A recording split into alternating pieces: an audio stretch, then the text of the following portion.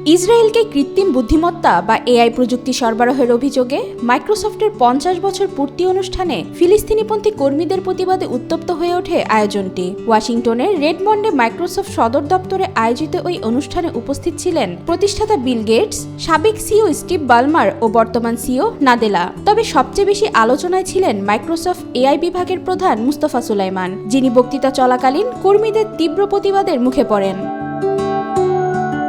Al Jazeera এক প্রতিবেদনে বলছে, বক্তৃতা চলাকালীন হঠাৎ করেই মঞ্চের দিকে এগিয়ে যান মাইক্রোসফট কর্মী ইফতেখাল আবৌসাদ। তিনি উচ্চস্বরে বলেন, মুস্তফা, তোমার লজ্জা নেই। এরপর ফিলিস্তিনের প্রতি কেফায়ে স্কার্ফ মঞ্চে ছুড়ে দেন এবং বলেন, এআইকে ভালো কাজে ব্যবহার করার কথা তুমি বললেও মাইক্রোসফট ইসরায়েলি বাহিনীকে এআই অস্ত্র বিক্রি করে যাচ্ছে। ৫০,০০০ মানুষকে হত্যা করা হয়েছে। মাইক্রোসফট এ গণহত্যার অংশীদার।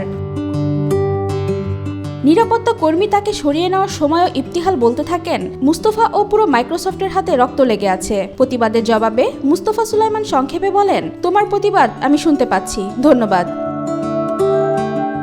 এই ঘটনার রেশ কাটতে না কাটতেই অনুষ্ঠানটির অন্য এক পর্বে আরেক কর্মী ভানিয়া আগারওয়াল গাজায় ইসরায়েলি হামলার বিরোধিতা করে প্রতিবাদ জানান। তখন মঞ্চে উপস্থিত ছিলেন বিল গেটস, বালমার ও নাদেলা। ২০১৪ সালের পর যাদের একসাথে দেখা গেল এই প্রথমবার। এই ঘটনায় প্রযুক্তি দুনিয়ার অন্যতম বড় কোম্পানি মাইক্রোসফটের নৈতিক অবস্থান ও এআই প্রযুক্তি ব্যবহারের ন্যায়সঙ্গতা নিয়ে নতুন করে বিতর্ক শুরু হয়েছে।